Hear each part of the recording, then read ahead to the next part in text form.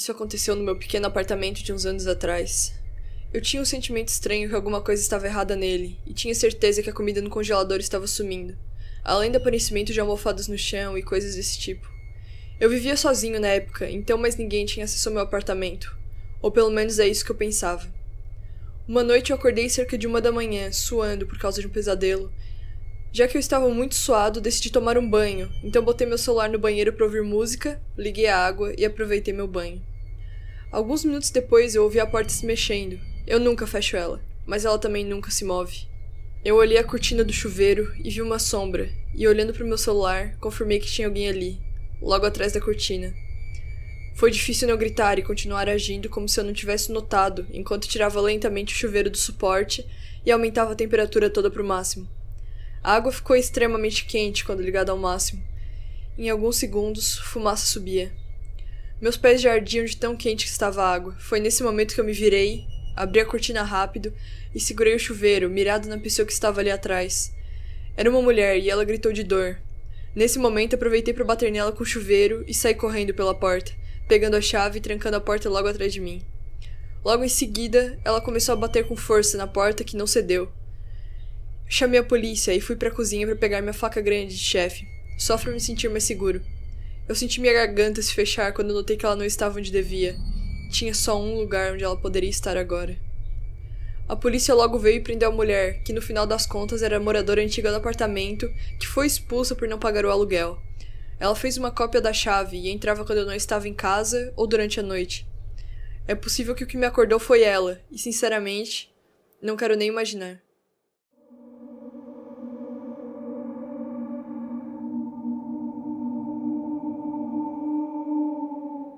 Meu objetivo de ano novo para 2012 era voltar a ter o corpo que eu tinha, então comecei a correr 4 dias na semana com a minha amiga, que é uma boa corredora e motivadora. Nós normalmente corríamos 5 a 10 km pela trilha da floresta. É o tipo de trilha que pode ter as luzes acesas durante a noite. Depois que você liga elas, se tem 45 minutos até que elas desliguem automaticamente. Já fazia 2 meses que estávamos correndo quando começamos a ver o mesmo homem ao redor do estacionamento perto da trilha. Era um homem magro, com uns 30 anos e sempre vestido em roupas de esporte, mas nunca correndo de verdade. Ele nunca nos olhava nos olhos. A gente achava que ele provavelmente morava na rua e dormia por perto, pois ele sempre estava ali. Nós nos acostumamos a ver ele, sempre sentado perto dali, quieto e sozinho. Tínhamos pena dele, mas algo fazia com que hesitássemos em falar com ele e perguntássemos se estava tudo bem. Alguma coisa, mas até então eu não sabia exatamente o que era. Um dia minha amiga não pôde correr e eu decidi ir por conta própria. Cheguei no estacionamento e eu era a única ali. Me alonguei, liguei as luzes e comecei a trilha de 5 km.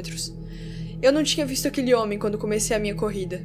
Talvez estivesse muito frio para sentar lá fora, já que era outono, escuro e perto do ponto de congelamento. Porém ele deveria estar ali, em algum lugar nas sombras, porque quando eu cheguei no topo do primeiro morro eu consegui ouvir alguém respirando pesado logo atrás de mim. Eu olhei para trás do meu ombro e vi ele. Ele corria como um homem obcecado, em tênis normais, não de corrida, com os braços se movendo de um modo estranho, retos como se fossem feitos de metal. Pela primeira vez, ele me olhou bem nos olhos, e eu vi que eram olhos de um animal predador, que me congelou. Ele nunca tinha feito nada para tentar machucar ninguém, até onde eu sabia, mas o olhar nos olhos dele foram o suficiente para eu saber que eu corria perigo. Eu tentei começar a correr mais rápido, criando distância entre nós, e consegui ouvir ele respirando cada vez mais pesado. Eu corri como se a minha vida dependesse disso. A adrenalina passava pelo meu corpo e me dava força. Eu rasguei meu colar e joguei no chão, pensando que se ele fosse me pegar, eu teria deixado uma pista para trás. Tentei gritar, mas não tinha fôlego. Ele continuava atrás de mim, talvez uns 100 metros para trás, e daí que eu notei que se eu caísse ou demorasse para pegar minhas chaves do carro, eu estava ferrada. Quando eu cheguei numa virada abrupta, eu me virei e comecei a correr para dentro da floresta escura. Corri só um pouco e deitei com as minhas mãos pro chão, procurando alguma pedra para me defender. Foi daí que eu lembrei que minhas roupas eram neon reflexivas. Eu nunca tinha me sentido tão exposta no escuro. Ao longe, dava para ouvir ele correndo. Ele passou direto, mas logo percebeu que deveria ter saído da trilha, então ele parou. Eu consegui imaginar ele parado como um animal, tentando ouvir qualquer som. Eu só segurei meu fôlego e rezei para Deus que eu nem acreditava. Alguns minutos depois ele falou alguma coisa em uma língua que eu não compreendia e saiu dali. Eu não me mexi. Provavelmente ele deveria estar perto do meu carro esperando por mim, e eu não poderia voltar para o estacionamento.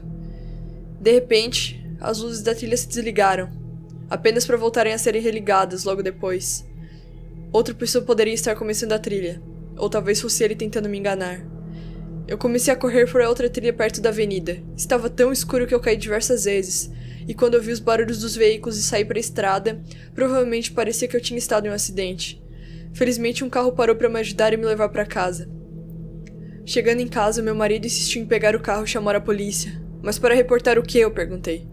Nenhum crime havia sido cometido, mesmo que eu soubesse que ele queria. Meu marido foi pegar o carro, e chegando lá, as janelas estavam quebradas e meu celular tinha sido roubado junto com a foto da minha filha, que eu deixava no espelho. Espero que nunca nos vejamos de novo.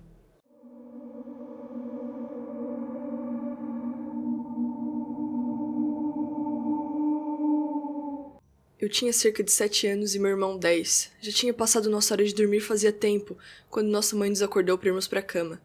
Nosso pai trabalhava em construções fora da cidade naquela época, então normalmente éramos só nós 3 na casa por algumas semanas. Subindo as escadas e para a direita estava o quarto dos nossos parentes. Para a esquerda se encontrava bem o meio do corredor, e a porta esquerda ia para o quarto do meu irmão. Logo no final oposto ficava meu quarto, perto do banheiro. Em cada final do corredor ficavam portas envidraçadas, que levavam até as sacadas, mas nós normalmente as deixávamos trancadas. Meu irmão e mãe tinham o mau hábito de acordar no meio da noite para usar o banheiro. Eu sabia disso só porque tenho sono leve, e eles sempre davam descarga com a porta aberta. Essa noite, porém, foi diferente. Meu irmão parou no meio do corredor e foi para o banheiro dizendo: "Eu vou ir antes de ir para a cama. Nas últimas noites eu tava com muito medo de andar até o banheiro. Eu continuo vendo um homem com roupa de listras no fim do corredor." Eu não sei se minha mãe ignorou isso, achando que meu irmão estava tentando me assustar ou alguma coisa assim. Ou talvez ela já estivesse meio dormindo, mas ela não teve nenhuma reação. Eu, em contrapartida, fiquei completamente aterrorizado. O medo de ver um fantasma desse jeito no fim do corredor, ou então pelas janelas, era a razão pelo qual eu comecei a correr das escadas para o meu quarto durante a noite. Anos depois, quando eu já estava com uns 18 anos, minha mãe e eu conversávamos no carro sobre um cachorro que tivemos por um tempo quando eu era pequeno.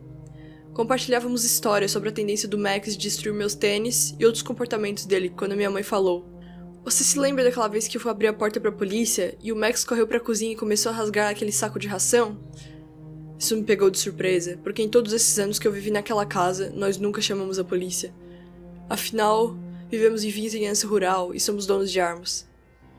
Eu perguntei pra ela o que ela estava falando, e ela pareceu igualmente surpresa, como se tivesse revelado algo por acidente. "Ah, é verdade. Nunca te falei isso porque você era muito novo na época. Uma noite eu acordei ouvindo barulhos fora da minha janela, e quando eu olhei, eu vi um homem olhando pro meu quarto." Ela continuou descrevendo como ele acabou correndo quando ela acendeu a luz e foi pegar a pistola do meu pai, pouco antes de chamar a polícia. Não lembro de todos os detalhes que dei pra eles, mas era um homem branco com uma camisa listrada e jeans, cabelo marrom, algo assim. Eles falaram que era exatamente a descrição do homem que eles estavam procurando na área, que tinha fugido da cadeia depois de cometer um assassinato. Agora parece óbvio, sabendo das duas histórias, mas não foi até uns anos atrás, nos meus 20 e poucos anos, que eu tive a realização de que meu irmão tinha avisado pra gente que o assassino estava passando noites na nossa casa.